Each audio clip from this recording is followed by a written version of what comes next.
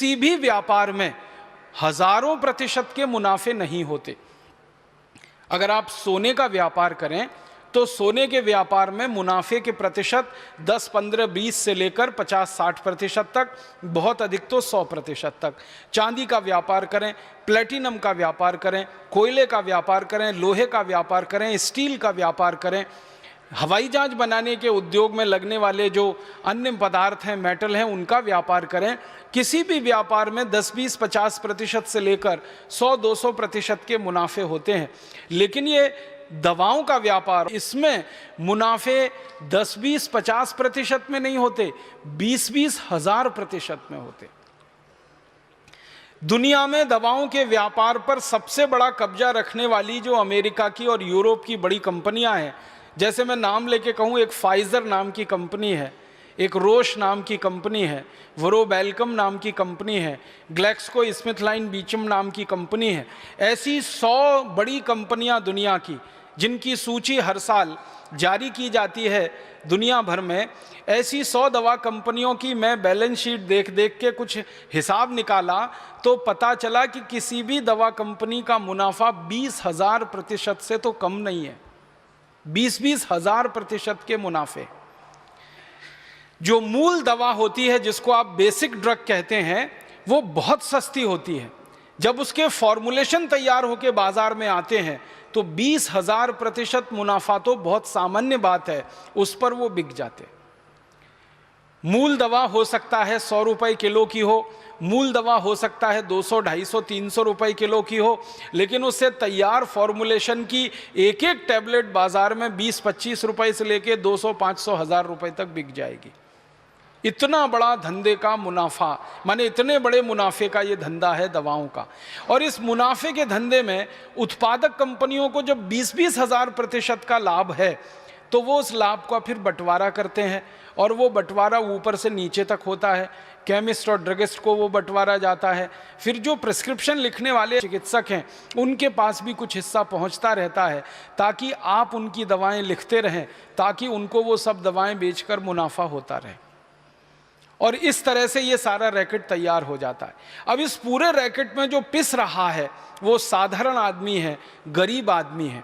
भारत जैसे देश के बारे में तो विशेष बात है कि हमारा भारत देश इस समय 115 करोड़ लोगों का देश है। 115 करोड़ लोगों में 84 करोड़ लोगों की आमदनी एक दिन में 20 रुपए से कम है। जिस देश में 84 करोड़ लोग 20 रुपए से कम की आमदनी एक दिन में कर पाते हों, वहाँ के लोगों को दवाएं बेचना, और वो भी महंगी दवाएं बेचना, ये किसी भी बड़े अपराध से कम नहीं। यहाँ की तो व्यवस्था ऐसी होनी चाहिए कि सस्ती से सस्ती दवाएं कम से कम लागत पर, कम से कम मुनाफे पर लोगों के लिए उपलब्ध हों।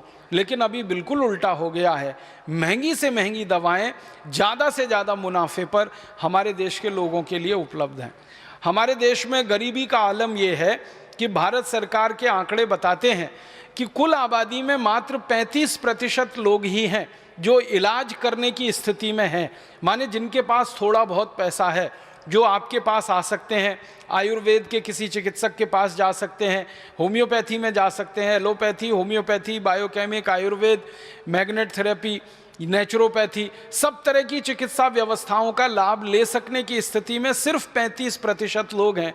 65% लोग तो अभी भी अपनी बीमारी की स्थिति में किसी ओझा के पास जाते हैं, कोई झाड़ फूंक करने वाले के पास जाते हैं, और आप जानते हैं उसका दुष्परिणाम क्या होता है। वो ओझाओं के पास जा रहे हैं, झाड़ फूंक करने वालों के पास 65% लोग जा रहे हैं, तो इसके पीछे उनकी श्रद्धा और विश्वास का मामला नहीं है, मजबूरी का मामला है।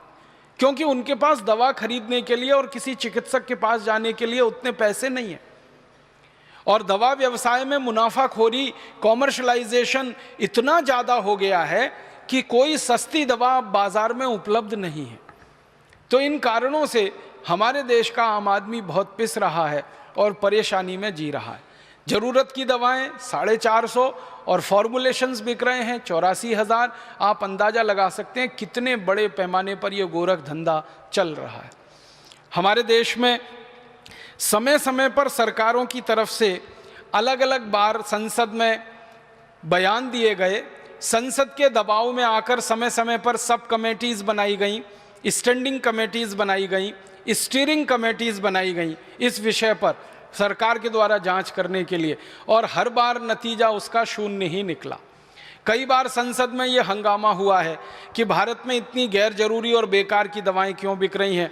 तुरंत सरकार एक कमेटी बना देती है, वो स्टैंडिंग कमेटी हो सकती है, स्टीयरिंग कमेटी हो सकती है, 2-4 साल वो रिसर्च करती है, आंकड़े लगभग वैसे ही आते हैं कि फालतू दवाएं बहुत ज़्यादा हैं, गैर जरूरी दवाएं बहुत ज़्यादा हैं, तो अब इनको ख़त्म कैसे किया जाए। कमेटी उनके रिकमेंडेशंस देती है, लेकिन सरकार उस पर कुंडली मार के बैठ जाती है। एक भी कमेटी की बात को सरकार कभी मानती नहीं। कोई भी कंपनी जब गैर जरूरी दवाओं का, बेकार की दवाओं का व्यापार करती है तो उसकी सेटिंग हमारे देश के मंत्रियों से लेकर, सांसदों से लेकर अधिकारियों तक सबके साथ हो जाती है। कई बार तो ये देखा गया है कि संसद में किसी कंपनी के बारे में सवाल पूछा जाता है, कंपनी वाले तुरंत पहुंच जाते हैं सवाल पूछने वाले सांसदों के पास, और अगले ही दिन पता चलता है कि वो सवाल गायब हो गया। जिन्होंने पूछा था उन्होंने उसका उत्तर जानने से भी इनकार कर दिया। पता नहीं क्या लेन देन हुआ, कैसी सेटिंग हो गई। तो हमारे देश में करप्शन का लेवल इतना ऊंचा, भ्रष्टाचार का लेवल उतना ऊंचा, उस स्थिति में सरकार की तरफ से कोई प्रभावी काम नहीं हो रहा है इस दिशा में। और अगर नहीं हो रहा है तो क्या है, एक ही रास्ता बचता है, जो संवेदनशील और बुद्धिमान चिकित्सक हैं उनके सामने इस विषय को रखा जाए और शायद उसमें से कोई रास्ता निकाला जाए। यही एक अभीष्ट हो सकता है। इस दृष्टि से मैंने ये विषय आपके सामने उठाया। हमारे देश में जो फालतू की बेकार दवाएं बिक रही हैं, जिनको दुनिया के किसी देश ने बेचने से मना कर दिया। आपको एक जानकारी और देना चाहता हूं कि दुनिया में बांग्लादेश जैसे छोटे देश 50 से ज़्यादा हैं, जिनकी आबादी 2 करोड़ के आसपास है।